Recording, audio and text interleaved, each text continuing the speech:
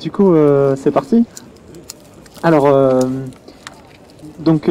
n'hésitez pas à m'interrompre à n'importe quel moment, hein, parce que le sujet, il part un peu dans tous les sens. Enfin, il part dans plusieurs directions. Donc, si je fais toute la présentation, elle n'est pas très très longue, hein, elle fait 10-15 minutes, mais si je fais toute la présentation et que vous aviez des interventions à faire, après vous allez oublier, ou alors essayer de noter. Mais sinon, je pense que le mieux, c'est dès que vous avez une remarque à faire, on peut partir sur des petites discussions et après on continue, on part sur des petites discussions, etc. On a vu l'accueil et tout ça?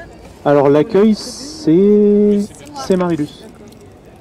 Quelqu'un veut s'assurer qu'on reste dans le sujet? La prise de parole, c'est Florence. La prise de parole, c'est Florence. Le temps, c'est Hervé. Le temps, c'est Hervé. Bon, c'est parti, on peut continuer. Alors donc le livre, c'est Théorie de la violence de Georges Labica. Donc Georges Labica, il est mort en 2009, il y a quelques années. Donc qu'est-ce qu'il nous dit dans ce livre? Il nous présente la violence comme un concept très diffus qu'on commence à penser depuis à peine une cinquantaine d'années et qui comprend le pain volé par un pauvre pour survivre, la fessée donnée à un enfant, autant que le meurtre de masse en passant par la violence au travail ou la violence colonisatrice, etc. On arrive à décrire les formes de la violence, mais on n'arrive pas à donner une définition de ce mot pour pouvoir vraiment penser ce concept qui regroupe trop de choses et qui pourtant est utilisé en permanence. Ensuite, il nous présente le cas de Job, personnage biblique qui était un modèle de piété, mais comme Satan avait convaincu Dieu de lui infliger des souffrances, il était frappé par les maladies. Et alors Job ne se laissait pas faire. Il interpellait Dieu en lui demandant pourquoi cette injustice, alors qu'il essayait de faire au mieux lui-même pour être juste et bon avec les autres. Les amis de Job lui ont dit qu'il était inconscient d'interpeller Dieu comme ça, et que ça se faisait pas, et finalement Dieu lui-même intervient pour lui dire la même chose, qu'il est insignifiant de vouloir s'opposer à lui comme ça sur ce qui lui arrive, pour finalement le rendre heureux et prospère à nouveau, quand Job avoue son insignifiance et son illégitimité à se plaindre de son destin injuste. Donc cette histoire de Job a été largement commentée dans la littérature et l'art, et pour Georges Labica, elle constitue une sorte de métaphore de la violence. Il fait aussi le lien avec l'histoire d'Abel et Caïn. Alors que Dieu acceptait les offres d'Abel, il refusait, pour on ne sait quelle raison, les offres de Caïn. Et Caïn a fini par tuer Abel. Voilà. Tu peux préciser en quoi c'est une métaphore de la violence, l'histoire de Job? Ou tu n'as pas les éléments dans le bouquin? Parce que ça, je t'arrête parce que j'ai pas compris. Je pense qu'il fait essentiellement référence au côté injuste du truc, en fait. Job, il subissait des injustices et du coup, il comprenait pas, etc. Et pour lui, la violence, j'en parlerai juste après, mais enfin un petit peu après, ça a un rapport avec la souffrance, en fait. Quand on souffre, on devient violent. Je pense que c'est cet aspect-là, mais je sais pas si c'est que ça. Parce que dans pour lui. l'histoire que tu racontes, on n'a pas d'exemple de violence de Job, là. Juste Job, c'est vrai, il a juste subi une injustice. Par contre, Abel et Caïn, il y a bien une histoire de violence. Il me semble, dans mes lointains souvenirs, que Job, justement, subit quasiment des formes de torture physique en tombant malade, etc. etc. Donc c'est peut-être... Donc il subit la violence parce que Dieu le fait tomber malade, il le fait souffrir, etc. Après, j'en sais pas plus. Il a subi, c'est ça. Ouais, c'est ça. Bon là, je saurais pas donner une réponse plus... Bon. Et donc Labica parcourt ensuite la mythologie antique, les pièces de théâtre du Moyen-Âge, l'art iconographique. Donc, il y a énormément de références dans le livre, il y a un nombre incroyable de descriptions d'œuvres d'art, etc.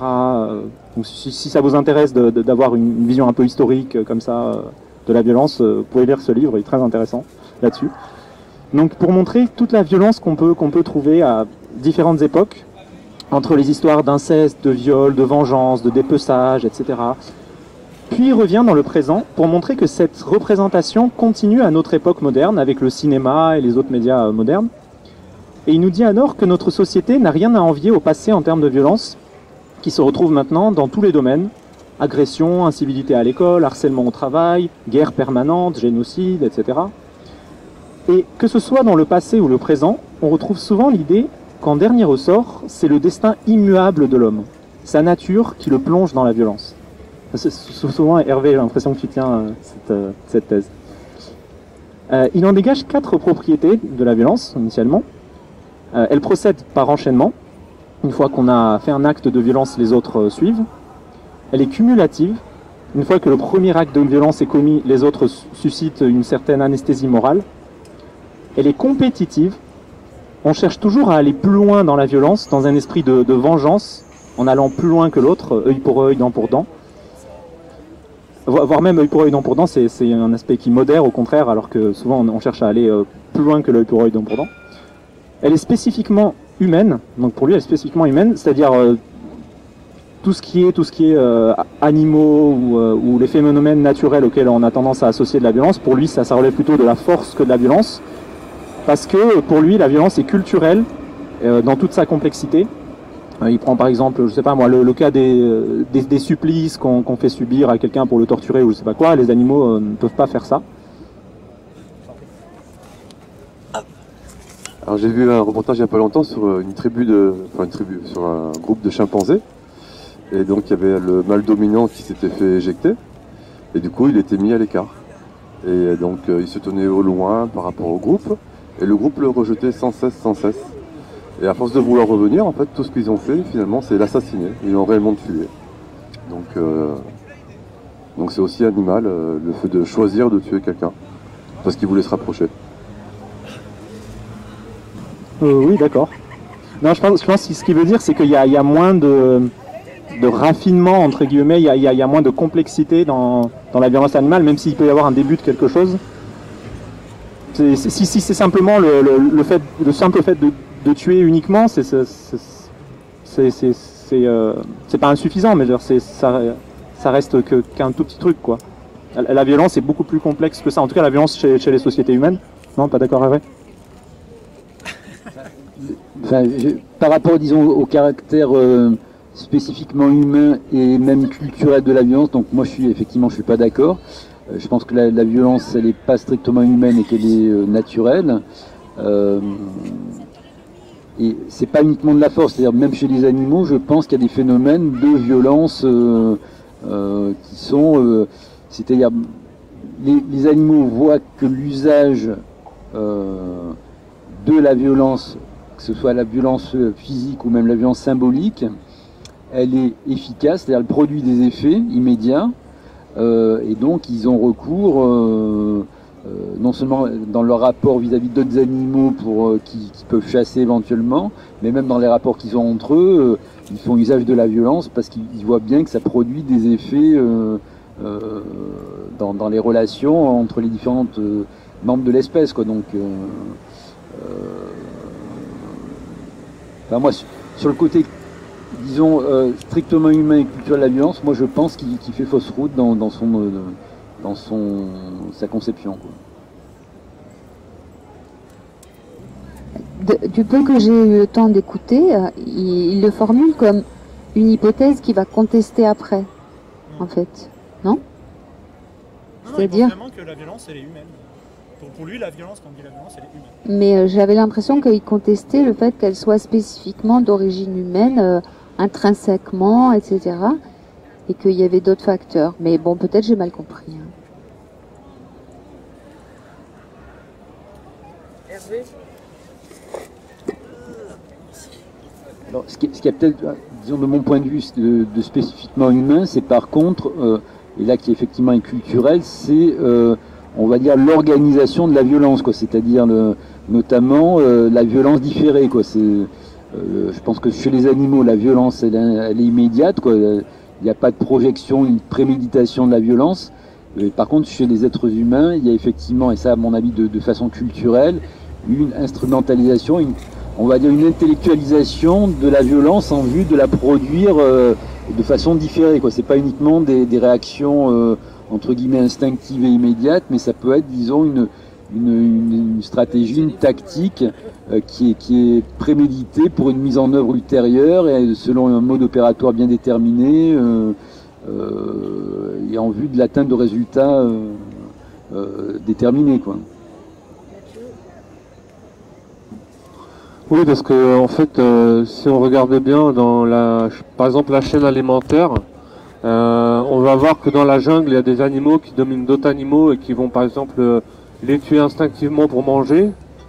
Dans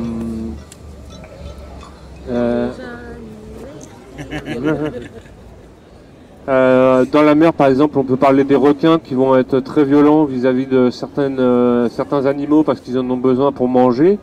Mais par contre, différemment à l'homme, où par exemple ça peut être stratégique. Donc comme il dit, intellectualisé par la politique, par l'économie. Quand un homme va tuer un éléphant pour ses défenses, c'est une violence, c'est pas instinctif pour se nourrir, c'est le désir de gagner de l'argent. Quand quelqu'un torture quelqu'un, c'est politique ou économique. C'est pas aussi direct et instinctif que la violence animale, qui est pour se nourrir ou se reproduire ou quoi. Tu peux juste répéter le premier point, Romain? C'était cumulatif, compétitif, spécifiquement là? Moi j'ai l'impression que les deux premiers ils se ressemblent un peu. Il dit que elle procède par enchaînement, c'est-à-dire qu'une fois qu'on a commis un premier acte de violence, les autres ont tendance à suivre. Et le deuxième c'était qu'elle était cumulative. Et ce qu'il donnait comme élément, c'était que le premier acte, il causait une certaine anesthésie pour les actes suivants qu'on commet beaucoup plus facilement. J'ai l'impression que ces deux points sont assez liés.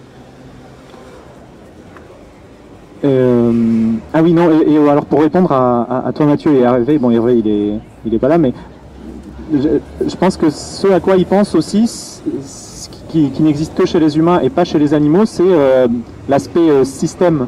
Les animaux, ils n'ont pas de système de domination, alors que les êtres humains, ils n'ont que des sociétés avec des systèmes de domination, d'asservissement, etc. Les animaux, l'asservissement, pas trop, quoi.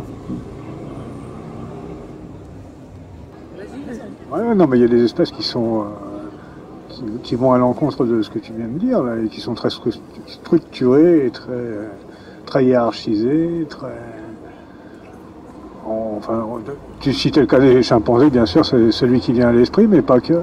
Et puis il y a aussi des animaux qui sont violents gratuitement. Eh oui, un chat, ça tue un oiseau, pas pour le bouffer, ça le tue pour jouer, ça le tue pour le plaisir. Un chat bien nourri, ça peut être un killer. Hein. Ouais, ouais. Ben, je veux bien le concéder, hein, c'est pas... D'ailleurs, à ce sujet, enfermez vos greffiers. Pas dehors, les greffiers. Pas dans les jardins, ils n'ont rien à faire dans les jardins. Les quoi? Les chats.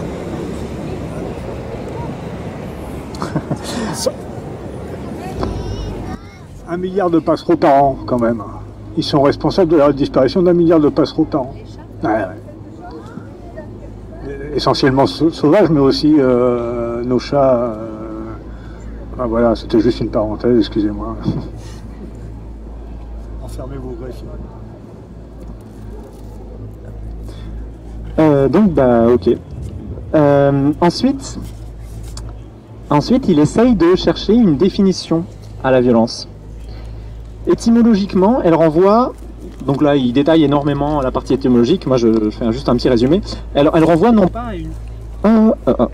pas à une malédiction tombée du ciel, mais plutôt au devenir d'une force qui croît en degrés jusqu'à l'outrance et qui se met à déranger l'ordre.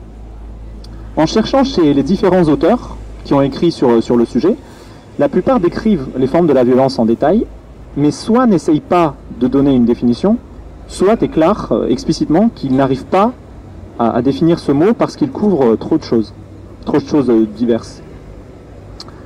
Labika esquisse sa vision de la violence, qui est un peu celle de Bertrand Ogilvy. Le fait que la violence est, donc là une citation de Bertrand Ogilvy, toujours le résultat, effet particulier du processus de contrainte et de résistance qui, selon la conjoncture, la font passer de l'insensible à l'intolérable. La violence, donc, c'est quelque chose qui est en nous, mais qui n'est pas quelque chose que certains ont plus que d'autres. Elle est plutôt le résultat d'une mise en situation. C'est ça pour Labika. Il nous dit par ailleurs que selon les chercheurs en sciences humaines, l'association entre violence et souffrance ne fait aucun doute. Et il nous donne plusieurs schémas. Donc d'abord le schéma violence, souffrance, violence. On a une violence initiale qui provoque une souffrance, suivie d'une violence réactive, donc d'une contre-violence. Mais on a aussi le schéma violence, souffrance, plaisir. On a une violence initiale, une souffrance qui est provoquée par cette violence, et qui se transforme ensuite en plaisir. Par exemple, dans les rites initiatiques, qui, à la différence de la torture, ne sont pas destructeurs et déshonorants, ou les rites religieux tels que le jeûne, ou même l'autoflagellation. Et en allant encore plus loin, on peut prendre le cas des martyrs qui cherchent une forme de bonheur dans le supplice. Mais alors, où chercher l'origine de la violence initiale? Pour une grande partie, on peut la trouver dans les violences subies au cours de la vie, y compris notamment dans l'enfance. Mais du coup, dans ce cas, on retombe dans le schéma violence, souffrance, violence, parce que c'est causé par une violence initiale qui est encore une autre. Mais ces facteurs n'expliquent sans doute pas tout. L'être humain a depuis toujours un penchant pour la cruauté, la torture, qui est difficilement explicable, et que les philosophes antiques et certains chercheurs associent au sentiment de mélancolie. Voilà, ils ne développent pas beaucoup plus ce truc-là, simplement ils citent quelques personnes. Je ne sais pas si ça inspire quelque chose à certains ici, moi, je ne sais pas trop. Il part ensuite à la recherche des doctrines qui pensent sans la violence. D'abord du côté des religions, qui ont un discours assez large de condamnation de la violence, d'appel à la tolérance, et qui pourtant ont, selon la page où on regarde, des passages appelant au contraire à la violence pour punir les méchants et les infidèles. Puis il va chercher du côté des philosophes, qui condamnent quant à eux assez largement la violence. Labika fait remarquer le contexte dans lequel est née la philosophie dans la Grèce antique. Au moment où on sortait de l'organisation en clans pour adopter une division territoriale de la cité-État, qui commençait à naître, on mettait en avant la rationalité. Deux courants s'affrontaient essentiellement dans cette Grèce antique, les sophistes, épicuriens et autres matérialistes athées, dont d'ailleurs des milliers d'ouvrages ont malheureusement disparu, et dont l'action a débouché sur la démocratie en étendant la raison à la communauté politique. Et les idéalistes de l'autre côté comme Platon. Mais tous ceux-là condamnaient la violence à leur manière. Et les cités grecques étaient le lieu de la raison, de la pensée, mais pas le lieu de la révolution. Labika fait aussi remarquer que pratiquement tous les philosophes ont tenté, à défaut de réussir à gouverner eux-mêmes, d'être les conseillers des gouvernants et princes, pour entre autres imposer leur idéal de mise à l'écart de la violence par la mise en avant du droit. C'est donc ainsi que les religions et les philosophes ont depuis des siècles mis à l'écart la violence au profit du droit. Mais Georges Labika nous dit que le droit et la violence n'en demeurent pas moins indissociables. Aujourd'hui, pour lui, seul l'État et les travailleurs organisés à travers le droit de grève disposent vraiment d'un droit à l'exercice de la violence. Labika distingue ici la violence fondatrice du droit, que peut constituer celle des travailleurs organisés, et la violence conservatrice des policiers qui protègent l'ordre, qui a été fondée auparavant par une violence fondatrice antérieure. Il nous fait remarquer aussi que le droit bouge en permanence par l'action de nouvelles violences fondatrices. Donc là, un petit clin d'œil à Mathieu, c'est ce que tu disais dans ton article Empire, quand tu disais qu'on peut, par l'action des luttes, qu'on peut d'ailleurs faire converger, par l'action des luttes, faire bouger le droit lui-même, grâce à des violences fondatrices, en fait. Ça peut aussi être des actions non violentes fondatrices. C'est pas forcément violent, mais ça peut aussi être des actions violentes. Et il cite Walter Benjamin, qui dit à propos de la justice, une petite citation, il nous dit « Que disparaisse la conscience de cette présence latente de violence dans une institution juridique, cette dernière alors périclite, car aucun compromis, même librement accepté, ne peut échapper au caractère d'une contrainte. » Puis, il part explorer les mouvements de non-violence, qui eux luttent explicitement contre la violence au lieu de simplement les mettre à l'écart. Ils prennent racine chez les philosophies comme celle de Platon en Occident ou Confucius en Orient, qui prônent un idéal de paix perpétuelle. On a ensuite, plus récemment, On incite plus récemment le discours de la servitude volontaire de la OSI, enfin plus récemment, ça fait quand même quelques siècles, mais qui en appelle à la non-violence, une non-violence négative, c'est-à-dire qui n'appelle pas à l'action, mais simplement qui dit de ne plus servir les maîtres pour être libre. Stratégie qui n'est pas applicable directement. Mais d'autres ensuite établissent des stratégies de non-violence positive, c'est-à-dire révolutionnaires. C'est le cas notamment de Gandhi, sur lequel on a déjà fait un atelier.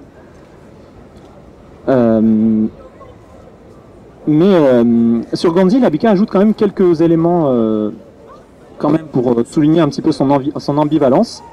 Il dit notamment qu'il était raciste envers les Noirs et les Juifs. Il a par exemple déclaré à propos du génocide des Juifs, il a dit « Hitler a tué 5 millions de Juifs, mais les Juifs auraient dû s'offrir en masse au couteau du bourreau. Ils auraient dû se précipiter dans la mer du haut des falaises. En fait, ils auraient succombé par millions d'une façon ou d'une autre. » Ça, c'était pour illustrer. Et puis, il n'hésite pas aussi à prôner la violence, parfois, en disant par exemple « Je risquerais 1000 fois la violence plutôt que l'émasculation de toute une race. » Ce qui est aussi pas très féministe de la part de Gandhi. Mais bon, c'est peut-être un peu anachronique, je ne sais pas. Labika note aussi qu'il a cette ambiguïté vis-à-vis de la violence qu'on retrouve aussi dans les grandes religions, qui sont aussi des havres de tolérance, mais qui par moments prônent une certaine violence à certains endroits. Qu'ont aussi beaucoup de personnes historiques se réclamant de la non-violence, qui ont par moments soutenu des actions violentes. Et enfin, il nous dit que les diverses victoires qui ont pu être remportées par les actions non-violentes ont quand même, pour la plupart, eu lieu dans un contexte où le pouvoir était déjà bien affaibli et largement malade. En général, quand il ne l'est pas, il a beaucoup moins de compassion et n'hésite pas à réprimer largement les non-violents. Il fait aussi remarquer que le pouvoir fait la promotion de la non-violence, loue Gandhi ou Martin Luther King à travers des prix Nobel ou autres, alors qu'il dénigre tous ceux qui ont pu envisager l'action violente à un moment donné. Voilà. Je ne sais pas si les gens veulent intervenir, n'hésitez pas. J'ai un petit exemple, enfin tu peux peut-être en reparler, toi tu es pas mal au courant, quand vous avez été en Indonésie, vous m'aviez dit qu'il y avait des Australiens qui étaient venus sur l'île, et en fait les Indonésiens avaient préféré se suicider plutôt que de se faire envahir et être esclaves. Donc ça va un peu dans le sens de ce que tu disais quand tu parlais des Juifs qui n'avaient qu'à sauter d'en haut d'une montagne plutôt que de se faire... Non, c'est pas ça la métaphore? Non, en fait, la citation sur les... Ton exemple est bon, mais la citation sur les Juifs de Gandhi, c'était pour montrer que Gandhi était antisémite, en fait. C'est-à-dire qu'il disait que les Juifs n'avaient qu'à sauter du haut d'une falaise, de toute façon ils auraient succombé parce qu'ils les aimaient pas, quoi. D'accord.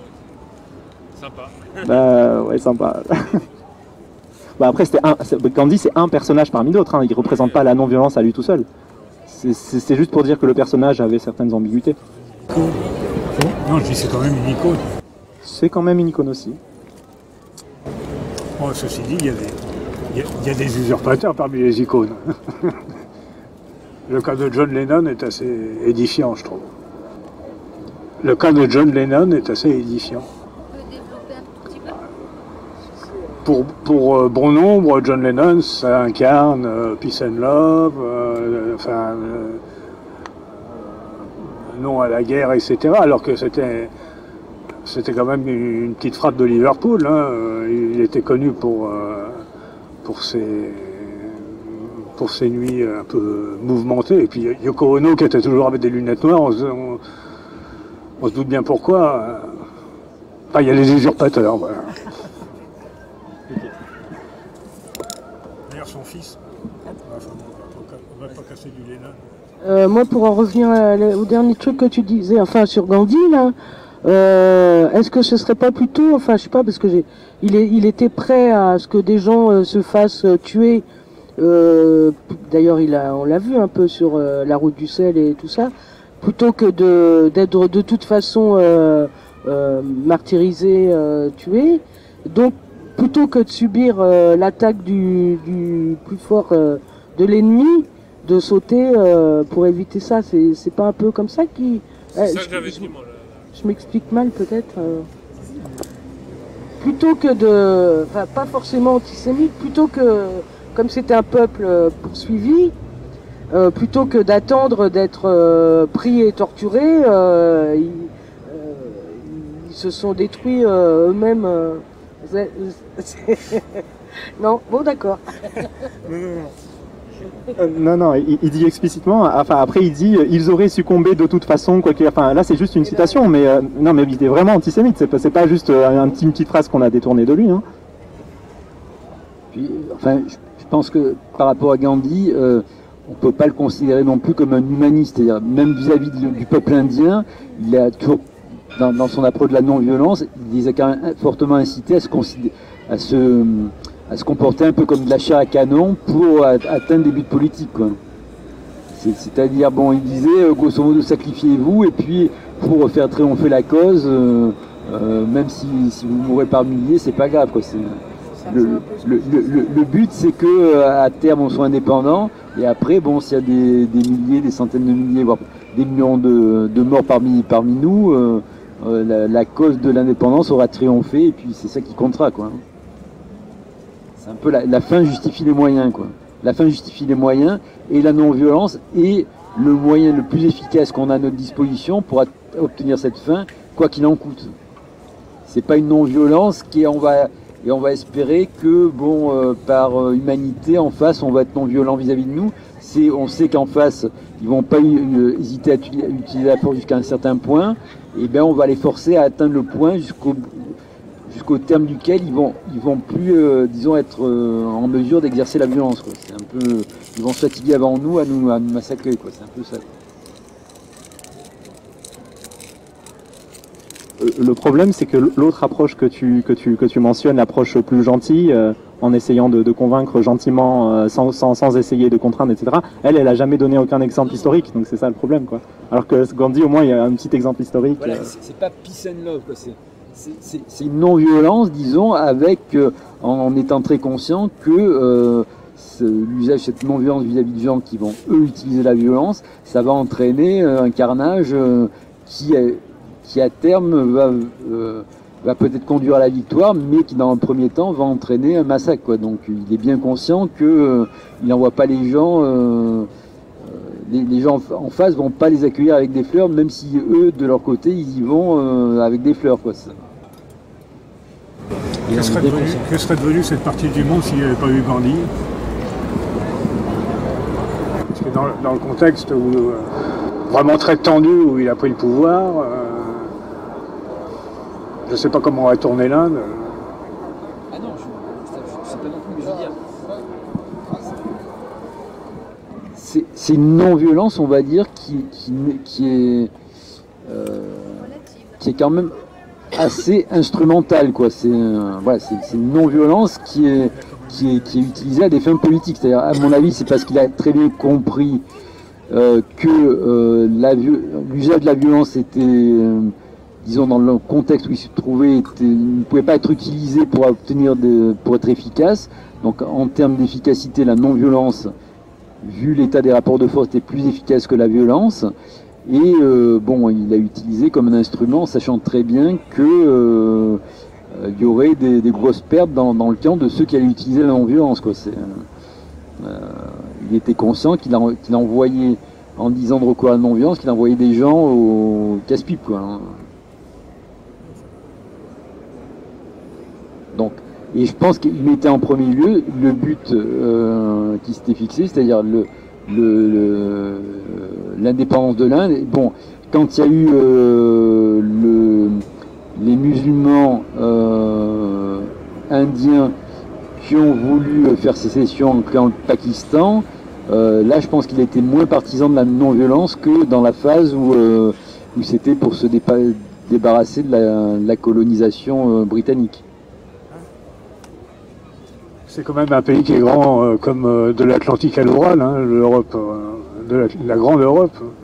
Il y a 1 milliard d'habitants, je veux dire, c'est pas vraiment facile à gérer, je veux dire. Avec des situations explosives, avec des ethnies aussi différentes, enfin c'est une mosaïque. Hein. c'est un exploit pour moi d'avoir réussi ça. Vraiment. On va pas faire le procès de Gandhi, mais on peut s'estimer heureux qu'il a été là. Je crois. Peut-être juste, ça fait écho à la complexité de la question de l'usage de la violence ou ce qu'on appelle la non-violence, qui prenait des formes violentes également. Enfin, je veux dire, c'est la question que tu abordes là, avec cette difficulté à la définir et selon l'angle, l'approche, la conception politique, enfin bref, tout ça, quoi. Les paradoxes, on doit les retrouver dans l'histoire de Gandhi et comme par ailleurs, quoi. Est-ce qu'elle est parfois justifiable, la violence? Sûrement, oui, bien sûr. Hiroshima, Nagasaki, c'était quand même on ne peut plus violent, et pourtant ça a mis fin à une guerre qui n'en finissait plus. Alors, que fallait-il faire? C'était pas violent, tu as dit? Comment? T'as dit que Hiroshima n'était pas violent? Si, c'était hyper violent. Enfin, on peut pas imaginer plus violent. Mais d'un autre côté, c'est parce qu'il y a eu Hiroshima et Nagasaki que le conflit a pris fin et qui aurait fait bien plus de morts que les deux explosions nucléaires. Moi, je suis pas persuadé. Hein. Je crois qu'il y a plus de batterie en fait. Ouais, donc je suis pas persuadé moi que ces bombes étaient vraiment nécessaires. Moi, je pense que c'est une des plus grosses catastrophes. Si on se réfère à l'histoire, les écrits sont clairs. Ouais, les écrits sont pas si clairs que ça pour moi. Il n'y a pas d'ambiguïté. Si tu reprends pour moi, il y a une ambiguïté. Si tu reprends les discours d'Hirohito, c'était vous montrer la question. Vous trouvez un maximum de Yankees, mais vous ne rentrez jamais. De toute façon, c'est pas dans les gènes des Japonais de savoir. Ils ne connaissent pas. D'ailleurs, il n'y a pas eu de prisonniers. On va utiliser ça comme micro. Enfin, c'est toute une histoire, mais les Japonais, par définition, un Japonais, ça ne se rend pas. Donc, ils étaient en train de crever de faim ils n'avaient plus rien à bouffer. Et ils sont un harakiri.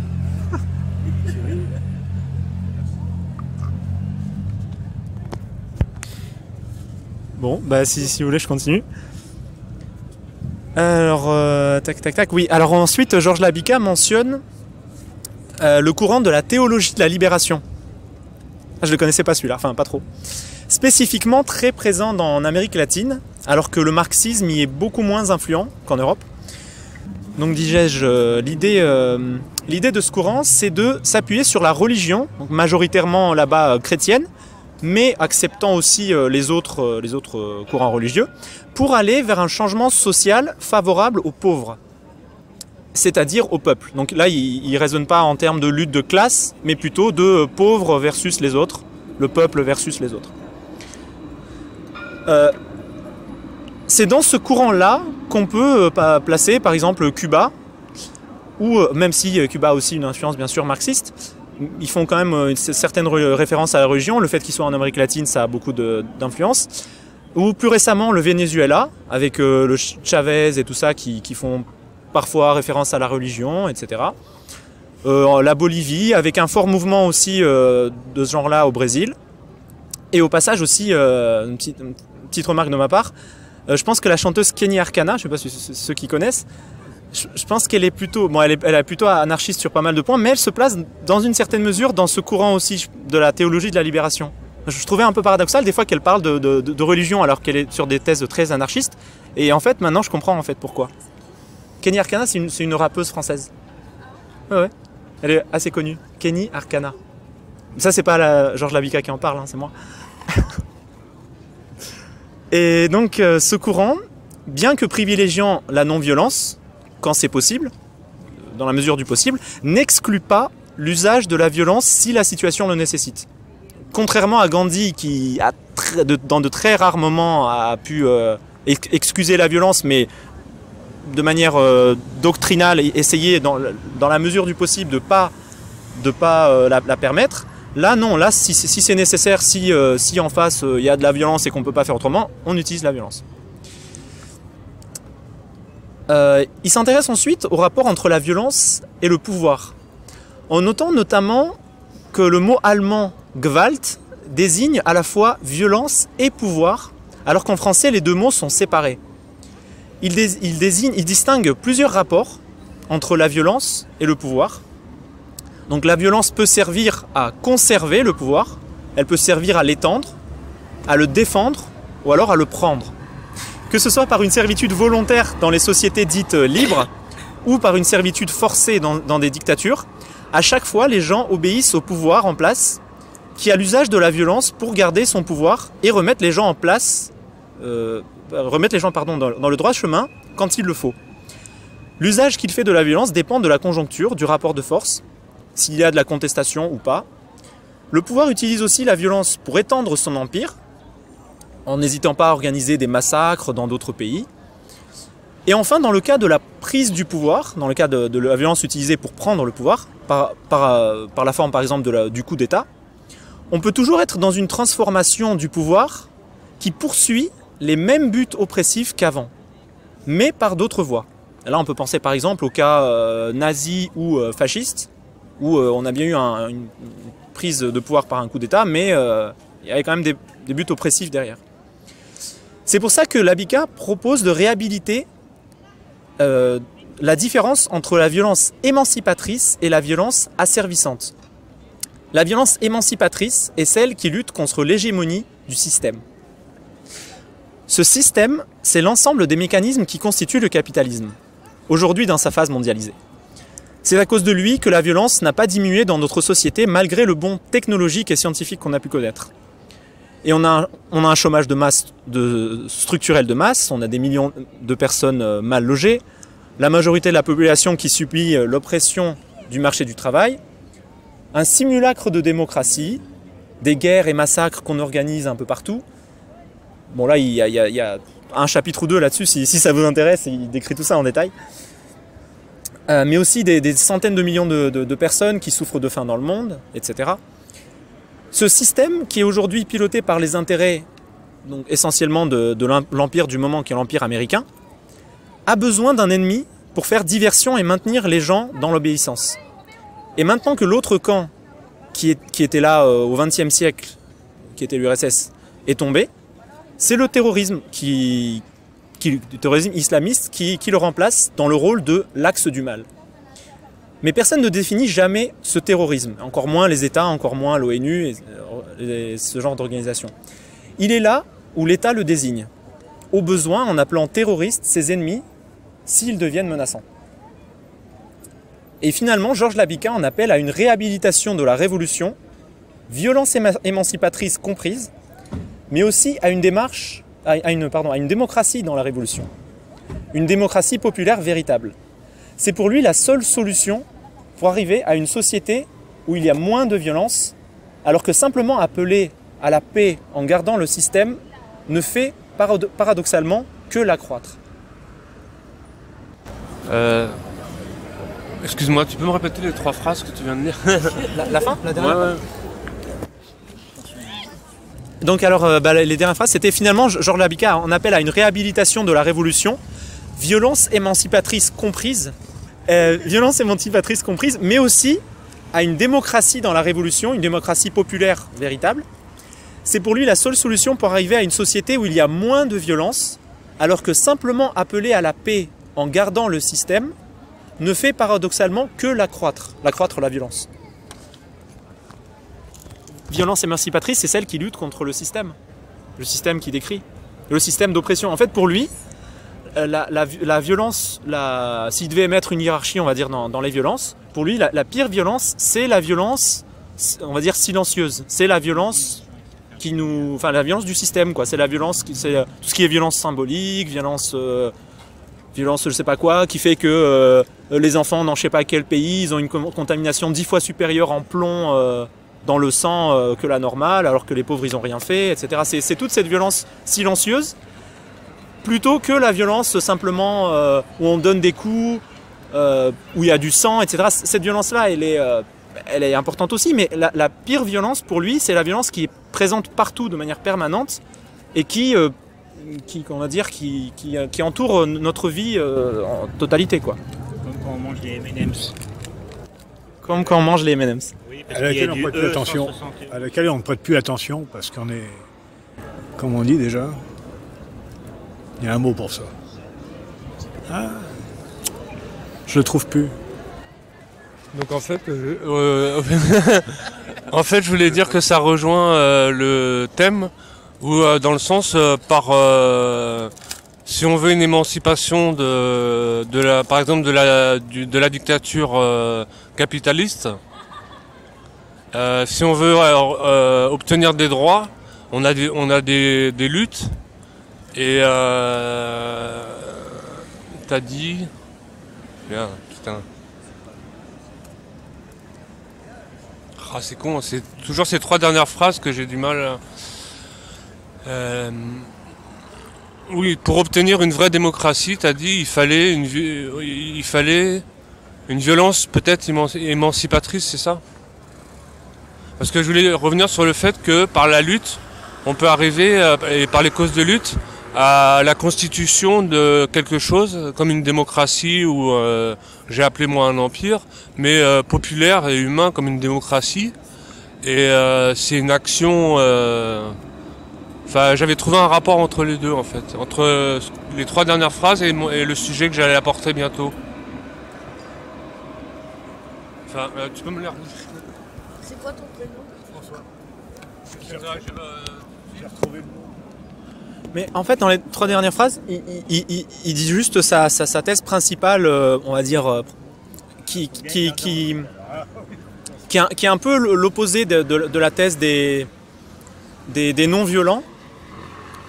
On va dire, lui c'est pas un violent, mais on va dire que il considère que la violence c'est une option qu'il faut surtout pas mettre au placard. La non-violence, bien sûr, c'est mieux quand c'est possible, mais quand c'est pas possible, il faut surtout pas dire la non-violence à tout prix. Et donc, redis-moi les phrases. mais les phrases, c'est moi qui les ai écrites, hein, c'est juste un petit résumé. Donc, il en appelle à une réhabilitation de la révolution qui peut être bien sûr non violente ou violente, mais violence émancipatrice comprise. La révolution, donc, on peut parler comme ça je réagis mieux. Donc en fait, pour obtenir la révolution, c'est une lutte contre le pouvoir en place. Et pour arriver à une démocratie, c'est-à-dire à de la liberté. Donc ça rejoint le fait de cause de lutte qui amène à la constitution, à une nouvelle forme de constitution plus libre. Je voulais juste dire que c'était en fait en rapport les thèmes. Mais de ce que j'ai compris, c'est pas uniquement la démocratie, c'est pas uniquement le but. C'est l'utilisation de la violence doit être faite d'une manière démocratique. Et là, comment... Malheureusement, il développe pas trop ce truc-là. Ça dure 5-10 pages à la fin. Il en parle rapidement de ça. Non, c'est pas ça. Non, je pense que ce qu'il veut dire, c'est en référence un petit peu à... J'essaie de parler un peu pour lui, mais c'est difficile. C'est en référence un petit peu par exemple, à des trucs comme l'URSS, qui était censé être démocratique et populaire, et qui au final était très dictatorial, et qui en partie, sans doute pour ça, n'a pas réussi.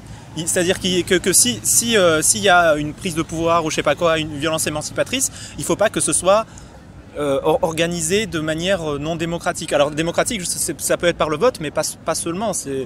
Il faut que tout le monde participe, etc. Il ne faut pas que ce soit un dictateur en haut qui décide et que ça descende, quoi. En appelant ça un truc de gauche.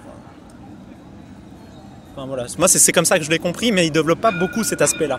Il développe surtout beaucoup le fait qu'il faut absolument ne pas mettre au placard la violence émancipatrice. Alors, moi, par rapport à sa position, moi, je conteste même le concept même de violence émancipatrice, parce qu'à mon avis, la violence, elle peut jamais être émancipatrice, parce que on est asservi, disons, par la violence qu'on subit, mais on est aussi asservi par la violence qu'on exerce. C'est-à-dire, si jamais on rentre dans le cycle de la violence, y compris pour se libérer, on va être forcément asservi ensuite par la violence qu'on a exercée. Et chaque fois que dans des révolutions, il y a eu utilisation de la violence, les gens qui l'ont utilisée, à terme, ont été eux-mêmes asservis par le cycle de violence qu'ils ont déclenché, disons, dans un but émancipateur. Et toutes les révolutions qui ont fait usage de la violence, et donc toutes, il n'y a pas d'exemple où elles n'ont pas échoué, quoi. Que ce soit la Révolution française, la Révolution russe, toutes les révolutions qui ont fait usage de la violence, à un moment ou un autre, elles ont échoué, quoi.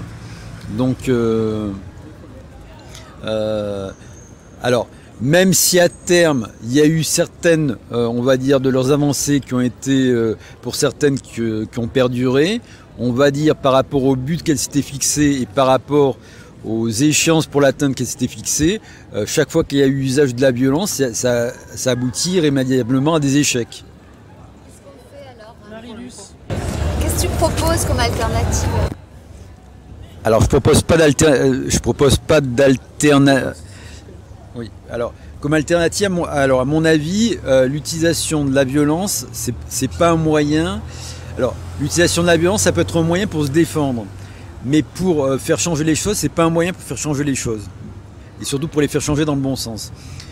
Donc moi, le seul moyen que je vois, c'est plutôt que la violence, on va dire, c'est plutôt la non-participation au système, on va dire les formes de résistance passive, de désertion par rapport à la participation, on va dire à la domination qu'on subit, mais pas par la réaction violente, plutôt par la, entre guillemets, par la désertion, par la non-collaboration au système oppressif.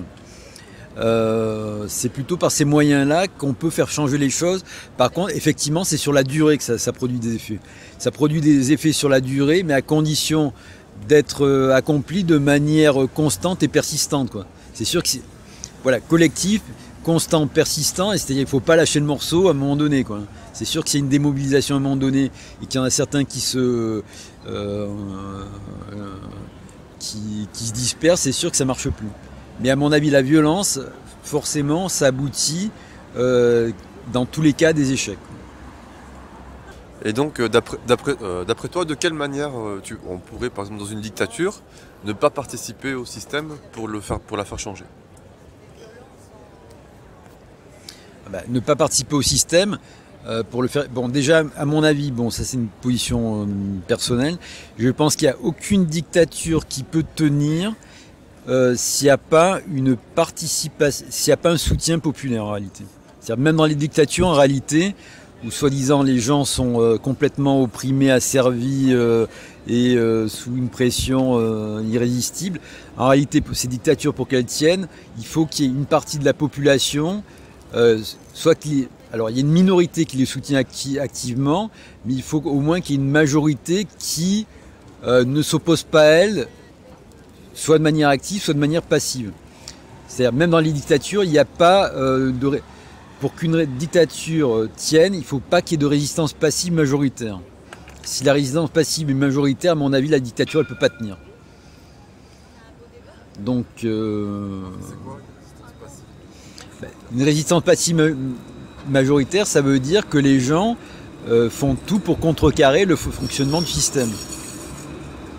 C'est-à-dire, si jamais il y a un blocage, c'est-à-dire s'y mettre des grains de sable partout, à tous les échelons, la dictature, elle peut pas tenir, quoi. À terme, elle peut plus fonctionner, quoi.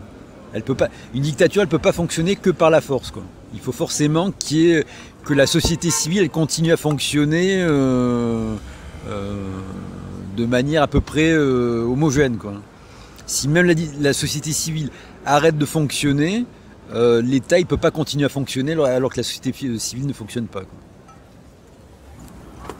Je pense que l'exemple de la Turquie, en ce sens, c'est un peu flagrant parce que, oui, tu as raison, peut-être que s'il y a une majorité qui résiste, mais même d'une manière passive, peut-être que la dictature ne tiendrait pas. Mais encore il faut arriver à joindre, à faire entendre le besoin, la nécessité de la non-participation à ce système, à la résistance passive. En Turquie, par exemple, dès qu'on essaye de faire quelque chose pour se faire entendre, même d'une manière, je sais pas, non violente, mais par exemple, il y avait là la marche de justice, mais même là, pour comment dire, dès qu'on ouvre la bouche pour justement parler à ces gens-là, parler aux gens qui sont concernés, parler aux gens qui votent même pour Erdogan, on est persécuté. Que ce soit universitaire, que ce soit journaliste, que ce soit des juristes ou des militants militants ou militantes qui sont sur le terrain. Dès qu'il y a quelque chose, même au niveau très très local, là par exemple l'exemple de deux amis à ma mère dans une petite ville touristique où il n'y a pas vraiment d'action politique, deux médecins ont été licenciés sous prétexte d'appartenir à l'organisation terroriste islamique alors que tous les deux sont de gauche, syndiqués, etc. Et là, c'est même pas un licenciement qui vient directement de l'état de haute fonction. C'est les petites autorités qui sont sur la place au niveau local qui disent que non, cette personne est dangereuse pour la continuation de ce système, etc. ou de ce système qu'ils ne considèrent pas comme un État dictature, bien entendu, ce sont des collaborants. Mais il n'y a pas de moyen de même joindre ces gens-là pour leur dire qu'il faut résister passivement, mais d'une manière majoritaire. Du coup, la question, c'est bien beau, à mon avis, d'essayer d'idéaliser comme ça, mais effectivement, dans la réalité, comment promulguer ou diffuser cette idée-là, quoi. Comment diffuser cette idée pour que ça joue à la majorité, à une majorité au moins au niveau quantitatif. Oui, je pense qu'il y a aussi des problèmes du type théorie des jeux, du type passager clandestin, etc. Si à chaque fois qu'on est soi-même à faire le travail, les autres, ils peuvent déjà ne pas faire le travail et que ça marche quand même, donc ils n'ont pas forcément à se mouiller. Donc chacun individuellement se dit ça et se dit je vais pas me mouiller alors que je risque des trucs, et si ça marche par contre je vais profiter du coup, même en ne pas me mouillant, donc le mieux c'est de ne pas se mouiller. Voilà, et en plus, comme elle a dit, ceux qui font un petit peu, ils sont persécutés, et du coup les autres ils osent pas trop et tout, c'est pas très facile. Ou ils osent pas du tout. Peut-être une des solutions pour réussir à faire ce que tu dis, c'est-à-dire qu'une majorité de gens se résistent, une des solutions pour moi, ce serait que... C'est ce qu'on fait. Ce serait ce qu'on fait, je sais pas, mais une des solutions encore plus puissantes que ce qu'on fait, mais qui est impossible, ce serait que l'éducation nationale apprenne dès l'enfance aux enfants à avoir un esprit critique, à résister, à surtout pas être soumis.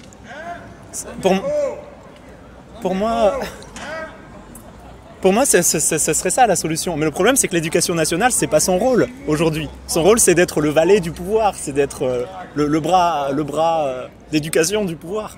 Donc, un jour, si on fait ça, ça sera super, ça va bien marcher. Mais pour l'instant, on est dans la merde. Thierry. À chaque fois, je me mets plein, moi. Moi, je veux juste parler de la jungle de Calais, par exemple. De la ZAD, là-bas, il y en a plein des ZAD, un peu partout, mais celle-là, elle est assez énorme. Et c'est une manière de fonctionner en interne qui est autonome et en même temps qui bloque le pouvoir parce qu'ils font des rondes, ils agissent en interne et ils mettent des grains de sable aux policiers qui viennent essayer de rentrer à l'intérieur ou à la politique extérieure qui essaie de s'immiscer. Et ça fait donc un contre-système un peu comme ça de résistance. Voilà, ça peut être un genre de truc où tu arrives à établir vraiment une mini-société, mais pas sous l'emprise du pouvoir dictatorial ou quoi. Moi, j'ai toujours pas compris ta notion de résistance passive. Parce que, par exemple, parler en Turquie... Ah, pardon, c'est vrai. J'ai toujours pas compris la notion de résistance passive dont tu parlais, parce que par exemple en Turquie, parler, s'exprimer, même écrire un simple poème contre le pouvoir, c'est déjà faire quelque chose, donc c'est ne pas être passif. Donc dans une dictature, je vois pas comment tu peux résister de manière passive si tu dis rien, si tu fais rien. Alors regarde, t'arrêtes de travailler. En démocratie, on pourrait arrêter de voter, mais arrêter de voter, c'est déjà faire quelque chose. Donc si tu peux développer ça, la résistance passive, ce que tu entends précisément en donnant des exemples. Alors, à mon avis, un exemple de résistance qu'on peut considérer comme passif, c'est par exemple la grève. Donc la grève, ça peut sembler être une résistance active, mais en réalité c'est une résistance passive parce qu'on arrête de participer à l'activité normale. On ne va pas pour dynamiter l'usine, on ne va pas tout brûler, mais on arrête de participer au système qu'on considère comme étant oppresseur, quoi. Voilà, le boycott, ça peut être une autre forme. Oui, dans ce cas, c'est pas le mot passif qu'il faudrait employer. Parce que quand tu arrêtes de travailler, déjà tu causes des nuisances à ton entreprise. Tu descends dans la rue, tu causes des nuisances éventuellement aux riverains, au commerce. Donc c'est loin d'être passif une grève. C'est quelque chose de fort. Tu peux même parfois... Tu peux même parfois habituellement te mettre dans des situations financières compliquées si tu vas au bout de tes convictions. J'en ai connu à la SNCF qui faisaient grève alors qu'ils étaient à découvert. Donc pour moi c'est loin d'être passif une grève. C'est vraiment un acte symbolique actif parce que tu as des objectifs que tu veux atteindre et c'est une forme de chantage aussi. Parce que c'est un moyen de bloquer une production d'une manière ou d'une autre. Voilà. D'une manière, enfin, oui. Je pense que ce qu'il essaie de dire, c'est surtout dans le sens où on n'essaye pas de remplacer ce qui est existant avec autre chose. De ce que j'ai compris, c'est en ce sens que ça reste passif parce que quand on fait par exemple, de grève, on ne propose pas quelque chose d'autre, on essaye juste d'arrêter le fonctionnement régulier du système. Et en faisant cela, c'est vrai que ça court, si le grève générale nationale qui dure un petit peu se réalise vraiment, c'est vrai que ça va arriver... ça va mener à la destruction du système. Mais après, qu'est-ce qu'on va mettre au lieu de ce qu'on vient de détruire? Je pense que ça, c'est une question. C'est en ce sens que je pense que ce que disait Mathieu sur les ZAD, c'est quelque chose d'important. Et aussi peut-être comme une alternative à la résistance passive, c'est la création. C'est la création locale des systèmes de vie dans lesquels on voudrait vivre et voir voir le monde vivre, dire comme ça, c'est un peu trop peut-être dogmatique parce que c'est comme si on sait pour tout le monde ce qui est bien, mais après déjà constituer, faire émerger une alternative au système existant, créer ça et vivre dedans, essayer de lui faire fonctionner. C'est pour ça que je pense que autogestion, c'est quelque chose de très important. Peut être justement une alternative à la résistance peut-être passive. Au lieu de juste arrêter le fonctionnement du système qui on a vu, surtout si on parle du capitalisme, qui a ses propres moyens de se renouveler et de sortir de ses propres contradictions. Pour l'empêcher de trouver des moyens de sortir de ses propres contradictions, on peut directement le proposer un système de création qui fonctionne en soi localement, qui peut après prendre des variations selon les différents besoins des localités différentes, mais voilà, comme une alternative à la résistance. Même au cas, à mon avis, de la dictatoriat, même en Turquie, je pense que ça peut être une alternative, et ça existe, les systèmes, les villages autogérés, ça commence à prendre là-bas aussi. Et parce que les gens essayent d'avoir en effet une influence nationale, peut-être dans leur but, dans leur comportement politique, disons, qu'ils sont considérés comme étant dangereux contre l'État. Alors que les gens qui font leur truc à côté, là, on les laisse un petit peu, on le laisse faire leur truc. Si ça prenait l'ampleur, je pense que c'est ça la seule alternative, la seule possibilité de sortir de de ce dictatoriat. Alors c'est qui? Romain, Betty, Mathieu? Oui, pour revenir à la différence passif-actif, peut-être l'idée c'est de ne pas avoir un abord frontal dans l'idée de résistance. Ça ne veut pas dire qu'on est passif, mais qu'on n'agit pas de façon directe, frontale, dont on sent ou dont on sait historiquement que ça ne débouche pas forcément sur des résultats intéressants. C'est plus peut-être ça l'idée.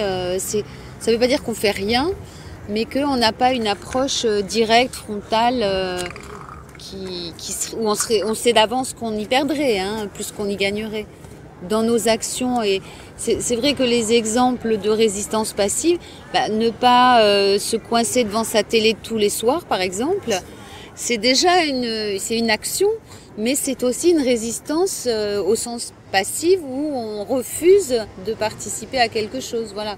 C'est, je crois, dans ce sens-là qu'il faut le comprendre. Moi, j'espère que vous serez là vendredi, mais je reviens sur un petit passage par rapport à ce que tu disais là. C'est très rapide. C'est, par exemple, c'est au début du texte, où je parle d'un empire populaire, on va dire, une vraie démocratie, quoi. Dans un sens d'empire particulier, on pourra en revenir dessus parce qu'il y a eu des contestations.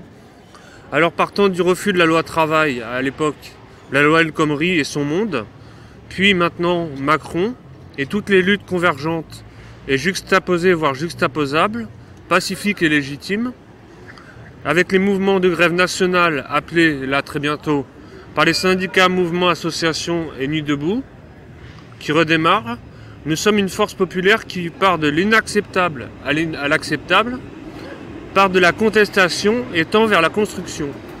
Donc ça veut dire qu'en fait, de manière concrète et efficace, et espérons victorieuse.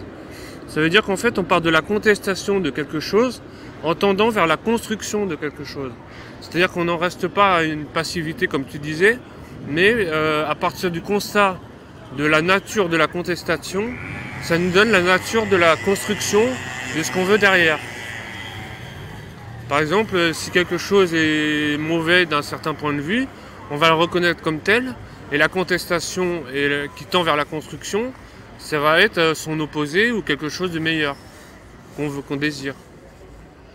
Il y a vraiment cette notion de partir de la contestation et tendre vers la construction pour remplacer pour s'autogérer ou qu'il y ait un système qui existe. Voilà, c'est une petite partie de mon sujet. Alors, je voulais dire déjà que la Révolution française, moi je suis pas d'accord, que ça n'avait pas marché. Alors, il y a eu... Non, c'est mitigé, mais en tout cas, il y a eu une période de la terreur, c'est regrettable, d'accord. Mais globalement, on a quand même gagné plein de choses. Alors, la Révolution française, c'est pas qu'en une seule fois, c'est pas 1789, il y a eu une restauration, une révolution encore, restauration, etc. Il y en a eu au moins 2, je crois. Mais toute cette période révolutionnaire-là, elle a quand même permis de faire le pas entre la monarchie et la République. La République, c'est pas n'importe quoi, c'est quand même quelque chose de concret. Après, il y avait l'aile gauche de la Révolution française qui voulait plus, qui elle, au bout d'un moment, a été freinée. La bourgeoisie lui a dit non, stop, ça suffit. Mais quand même, il y a eu quand même quelque chose. On ne peut pas dire ça a foiré, tout n'a pas foiré. Pour moi, il y a quand même quelque chose là-dedans. C'est le siècle des Lumières. Oui, voilà, c'est le siècle des Lumières, c'est le libéralisme. Le libéralisme, c'est... Alors on peut critiquer le libéralisme, mais je veux dire la monarchie d'avant, on peut la critiquer aussi, quoi. Donc ça c'est pour l'exemple, et puis je pense qu'il y a eu d'autres exemples aussi. Il y en a qui ont clairement foiré, d'autres qui ont moyennement marché. Souvent il y a des périodes du style terreur où il y a beaucoup de morts, ça je suis d'accord, mais souvent ça dure pas longtemps. Donc est-ce que c'est un mal nécessaire? J'en sais rien, peut-être qu'on peut faire sans. Mais toutes les révolutions, dire il n'y a aucun exemple de révolution qui ait donné quoi que ce soit dans la violence, je ne suis pas tout à fait d'accord. Au contraire, les révolutions non violentes sont quant à elles beaucoup moins nombreuses. J'aurais tendance à dire que la plupart des révolutions qui ont donné quoi que ce soit sont celles qui ont été violentes. Peut-être qu'on peut faire des révolutions non violentes par la suite dans le futur, mais en tout cas je trouve que... voilà. J'ai presque oublié ce que je voulais dire. Je suis pas sûre qu'on parle de la même chose comme ça, parce que les révolutions qui seraient non violentes, on ne s'aperçoit qu'après de ce qui s'est passé. Donc c'est un peu, c'est peut-être deux modes d'action ou d'intervention différentes. Moi je pensais plutôt au Front populaire, comme exemple des mouvements où il y a eu des forces qui ont été agissantes de façon très importante et qui ont obtenu des choses. Pardon. Ah merde, j'arrive pas.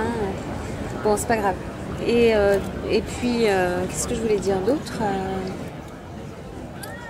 Oui, c'était peut-être pour attirer l'attention sur ce que j'appellerais des révolutions silencieuses, c'est-à-dire des mouvements qui s'opèrent sans qu'on se rende vraiment compte de leur force et qui débouchent à un moment, mais sans qu'il y ait eu forcément des morts et autres, quoi. Et ça existe aussi. Alors je sais pas, t'as esquissé un petit peu le cas des luttes un peu de fond avec des grèves, etc., qui permet des conquêtes sociales. Moi j'ai l'impression quand même que la période vraiment qui a permis beaucoup de conquêtes sociales, par exemple en France et dans d'autres pays, fait quand même suite à la Deuxième Guerre mondiale. Et la Deuxième Guerre mondiale, c'était un acte violent qui a fait beaucoup de morts. Alors je sais pas si c'est très lié, si ça aurait pu se passer sans. En tout cas, aujourd'hui, il n'y a pas ça. Je le vois, il n'y a pas eu de guerre juste avant et il n'y a pas ça. Donc peut-être c'est pas forcément lié, mais... Ce que je voulais dire, c'est que ce qu'on appelle la violence du faible au fort, en réalité, ça marche jamais, quoi. Ça marche pas, quoi. Conceptuellement, ça peut pas marcher. C'est-à-dire, dans le cas de l'exercice de la violence, c'est forcément celui qui est le plus fort qui gagne à la fin, quoi. Quand on exerce la violence, c'est celui qui est le plus fort qui gagne. Le plus intelligent. Non, le plus fort. Non. Dans le cadre de l'exercice de la violence, c'est vraiment celui qui est le plus fort. Alors, je vais prendre un exemple.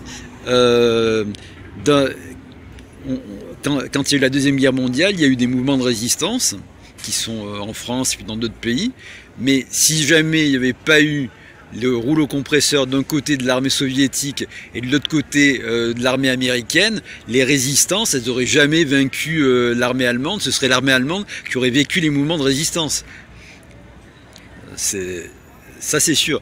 Et dans les cas où, par exemple dans les guerres de libération nationale, si jamais les mouvements de résistance interne ont réussi à gagner, c'est parce que les puissances coloniales, à un moment donné, ont décidé, vu le coup de s'entraîner, de lâcher l'affaire et de ne pas continuer. C'est pas parce qu'elles étaient pas si elles avaient exercé toute la puissance dont elles disposaient, eh ben, ces mouvements ils auraient été écrasés, quoi. Donc si je prends l'exemple, à un moment donné, Blaise Pascal il dit, parce qu'il fait le rapport entre la force et la justice, il dit à un moment donné, comme on n'a pas pu faire en sorte que ce qui est juste soit fort, on a fait en sorte que ce qui est fort soit juste. Bon, mais ça c'est du pipeau. En réalité, ce qui est fort, c'est pas juste.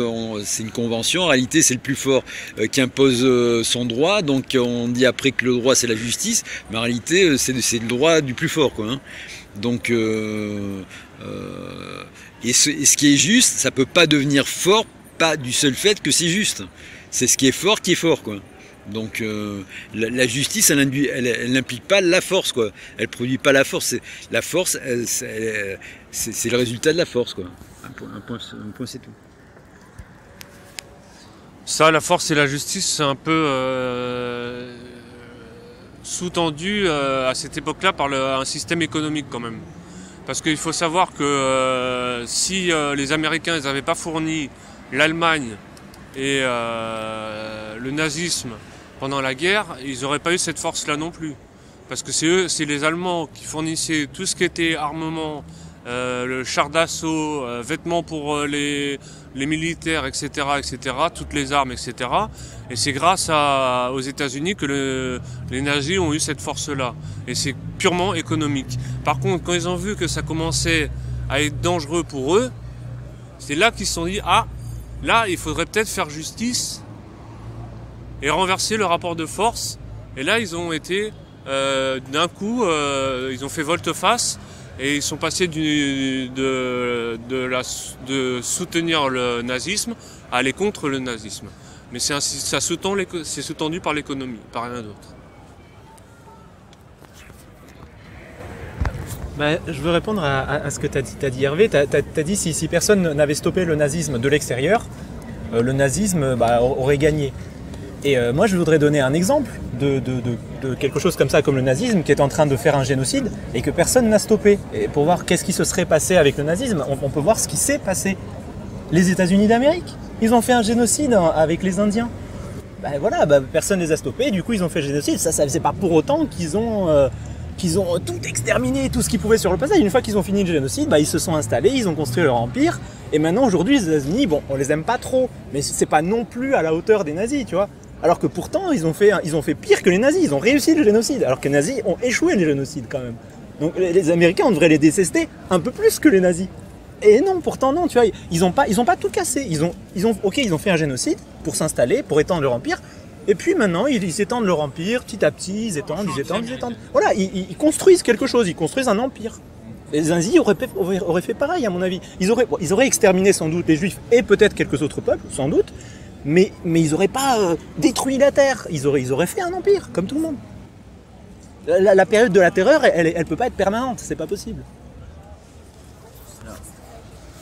Alors, pour reprendre l'exemple des États-Unis, on va dire les Américains d'origine européenne, dans leur colonisation intérieure vis-à-vis des Indiens. Les Indiens ont essayé de s'y opposer par la force. Il se trouve que les Indiens étaient plus faibles que les Américains d'origine européenne et que donc, quelle que soit la validité ou la pertinence de leur combat, ils ont été écrasés par ceux qui étaient les plus forts. Donc la raison du plus fort, dans l'exercice de la violence, c'est celui qui est le plus fort qui gagne, quoi. C'est pas le meilleur qui gagne, c'est le plus fort. Donc c'est pour ça que je dis, la violence, ça peut pas être c'est-à-dire, si on n'est pas en position d'être le plus fort, la violence, elle peut pas permettre de gagner, quoi. Elle peut jamais permettre de gagner quand on n'est pas le plus fort. Donc, en réalité, celui qui gagne dans le cadre de l'exercice de la violence, c'est le plus fort. C'est le plus fort et le plus violent des protagonistes. Donc, on va dire entre guillemets au niveau logique, ce qui bloque dans l'idée de violence émancipatrice, c'est que tant que ceux qui sont opprimés ne sont pas les plus forts, la violence ne peut pas leur permettre de gagner. Il n'y a qu'à partir du moment où ils sont les plus forts, où les opprimés ne sont plus les plus faibles, qui peuvent gagner contre ceux qui sont les plus forts, dans le cadre de l'exercice de la violence. C'est ça le problème.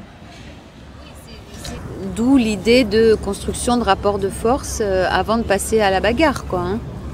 Donc ça semble d'une simplicité, ça me paraît étrange même. Enfin non, je dis ça, mais construire des rapports de force, c'est effectivement renverser ces positions-là.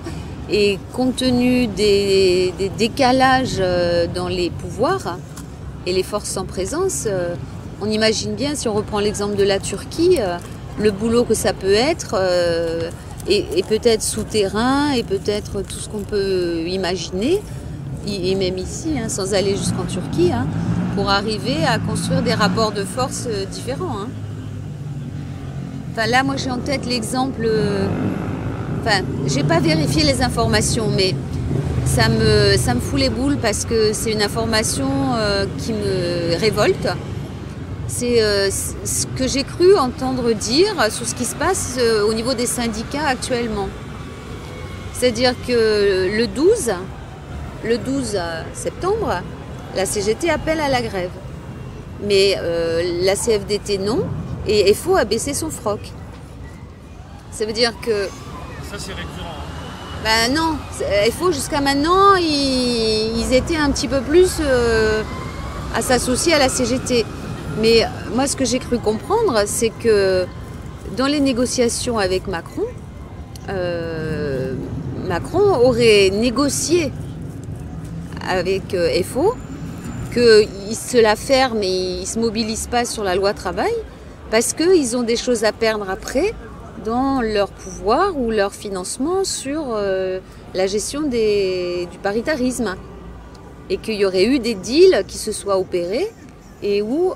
Alors, information entre guillemets, parce que je n'ai pas vérifié et que je dis ça, c'est des rumeurs plus qu'autre chose, mais qui font qu'on se retrouve avec un mouvement syndical qui ne tient pas la route, quoi.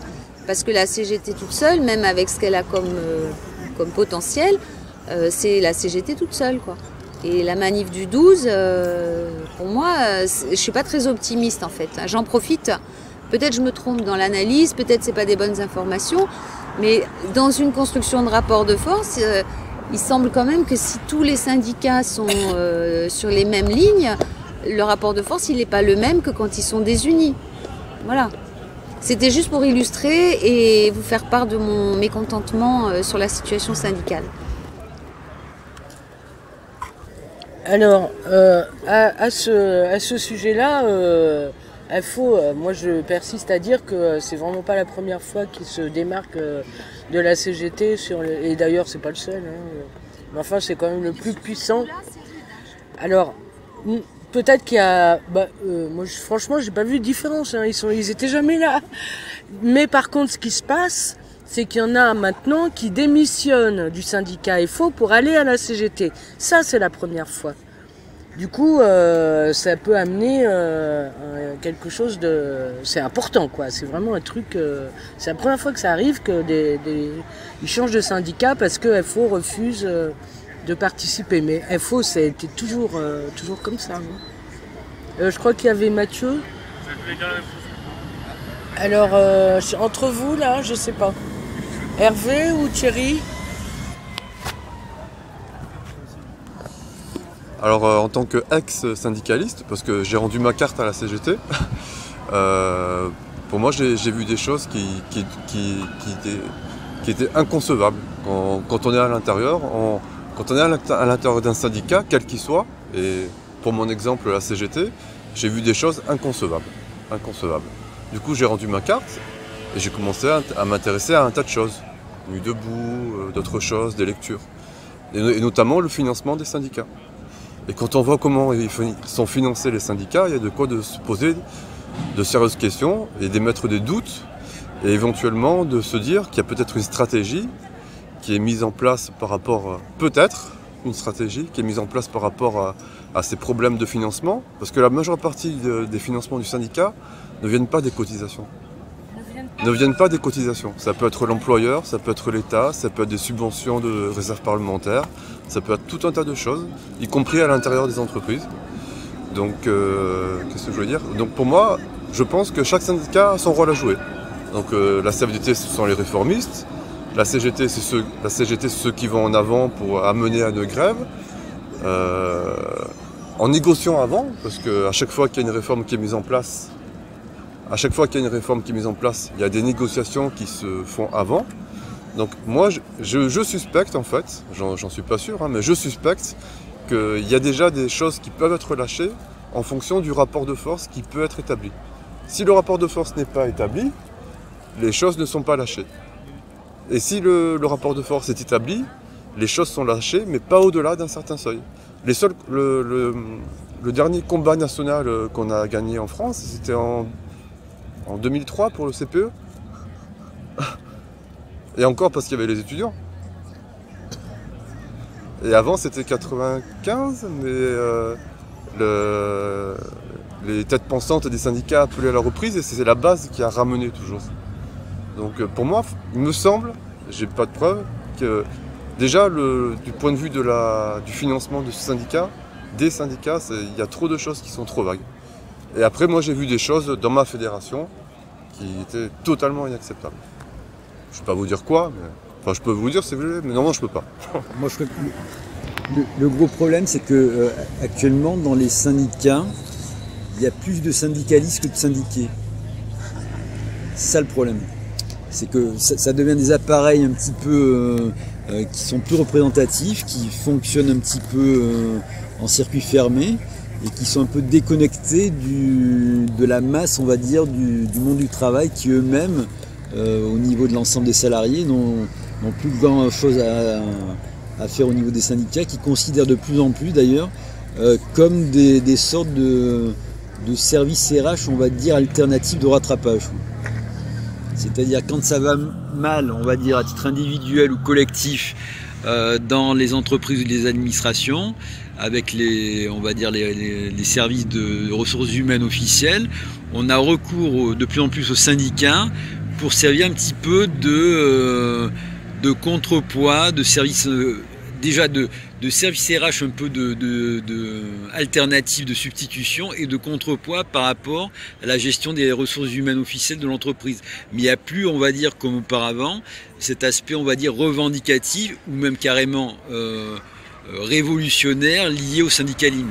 Maintenant, c'est vraiment, grosso modo, c'est acquis dans la tête des salariés que la direction, c'est le patronat qui l'exerce et que ce sera lui qui continuera à l'exercer et que le syndicat il est là pour servir de contrepoids et on va dire de palliatif de rattrapage, une sorte de filet de sécurité par rapport au pouvoir de direction du patronat, quoi. Mais c'est plus considéré, on va dire, comme un pouvoir de conquête sociale et comme et même au-delà des conquêtes sociales, comme un instrument révolutionnaire. Maintenant, c'est vraiment le patronat ou on va dire la technostructure qui dirige. Et les syndicats, ils sont là pour servir un peu de contrepoids, de contre-pouvoir, mais sans pouvoir servir de solution, soit pour faire progresser des avancées, soit pour servir carrément d'alternative au système existant, quoi. On est dévié du sujet. Oui. Oui, moi je trouve aussi. Ouais.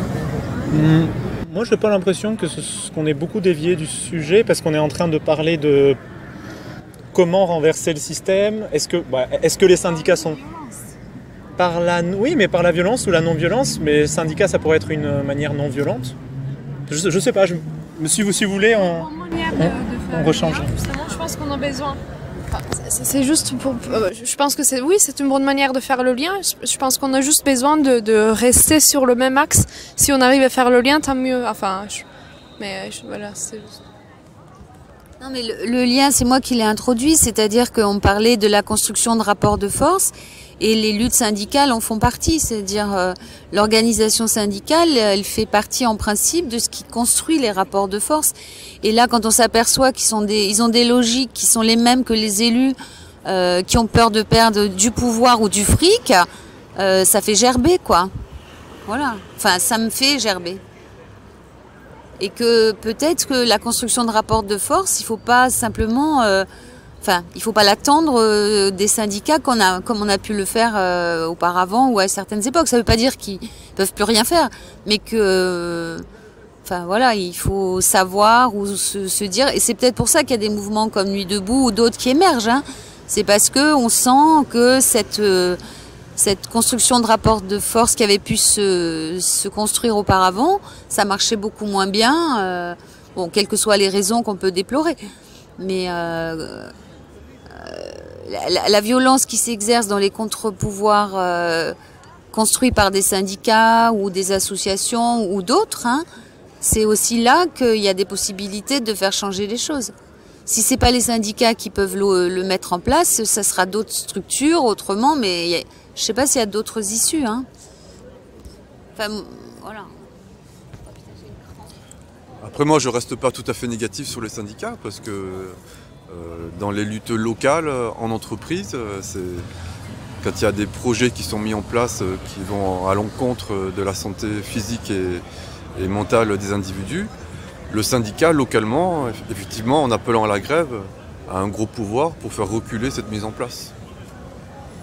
Mais c'est aux syndiqués de se prendre en main et de dire aux têtes pensantes du syndicat, nous on veut pas, on veut faire ça.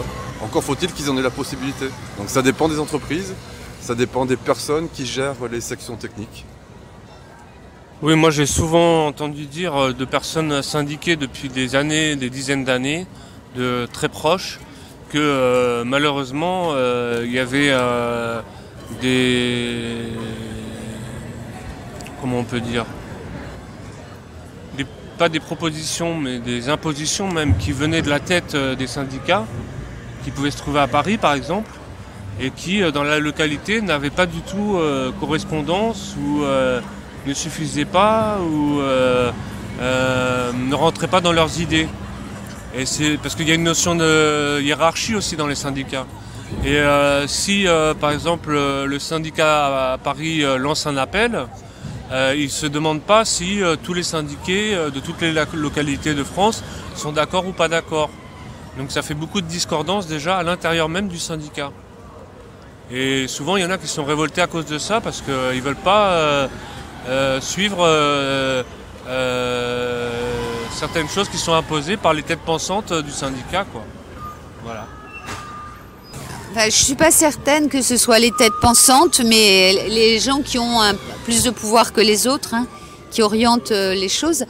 Après, pour faire le lien avec ce qu'on fait, l'inconvénient quand même de la perte de pouvoir des syndicats, c'est qu'ils étaient quand même le berceau d'une éducation politique et d'une conscientisation qui se faisait dans leur rang, qui se fait moins. Et c'est aussi, l'éduc-pop, c'est ça aussi. Donc je ne dis pas qu'on va remplacer les syndicats, mais peut-être qu'il y a des tas de choses qui sont en train de se mettre en place en alternative à ça. Juste pour en rajouter un petit peu sur ce que tu dis, c'est tout à fait ça, mais d'ailleurs maintenant ça s'appelle Front Social, hein, ce qui est en train de monter. Et les syndicats, les mouvements, les associations et les syndicats, c'est l'impression que ça donne là en tout cas, ont quand même apparemment réussi à se réunir parce que les syndicats tout seuls sont pas assez puissants. Et donc là, on verra la semaine prochaine, hein, maintenant c'est proche, mais j'ai l'impression qu'il y a une union, enfin en tout cas dans pas mal de villes en France, il y a une union syndicats, mouvements, collectifs, etc. Donc on va voir si ça marche. Moi j'ai l'impression que les syndicats, comme les partis politiques, d'ailleurs tu as dit, et les partis politiques, c'est des structures en fait qui pour moi qui sont problématiques. C'est-à-dire à un moment donné, bon ça marchait, mais c'est très facile en fait quand on a une structure comme ça, avec des dirigeants, une structure un peu pyramidale, d'envoyer des gens noyauter le truc, ou alors simplement d'acheter les dirigeants, plus ou moins, ou alors, je sais pas moi, leur dire si tu collabores, ensuite tu auras une meilleure carrière, essayer de prendre le truc, surtout pour le pouvoir qui a des moyens énormes. J'ai l'impression que la structure elle-même du syndicat ou du parti est un problème en soi, qu'une structure plus horizontale permet d'éviter. Plus horizontale, ça peut être par exemple le fait que tous les membres décident des questions importantes et pas les dirigeants. Ça peut aussi être qu'on renouvelle régulièrement les dirigeants, que ce ne soit pas les mêmes qui soient tout le temps. Ça peut être, je sais pas moi, pourquoi pas par exemple, qu'on tire au sort un échantillon des syndiqués pour leur dire voilà, le syndicat vous paye une partie de votre salaire pour passer un certain temps à être membre actif du syndicat, puis ensuite vous retournerez travailler normalement. Enfin, on peut imaginer plein de trucs comme ça, mais tel que c'est aujourd'hui, j'ai l'impression que c'est des structures qui sont trop verticales et qui sont problématiques. C'est trop facile à détourner. Donc pour moi, c'est pas du tout étonnant que FO, ni même la CGT certainement, va trahir ou va pas trop trahir pour pas trop montrer, mais va trahir quand même. Enfin, ça m'étonne pas du tout. Je sais pas si on peut revenir dans le sujet parce qu'on est parti, je sais pas. Champagne. Ou champagne, parce que ça fait longtemps.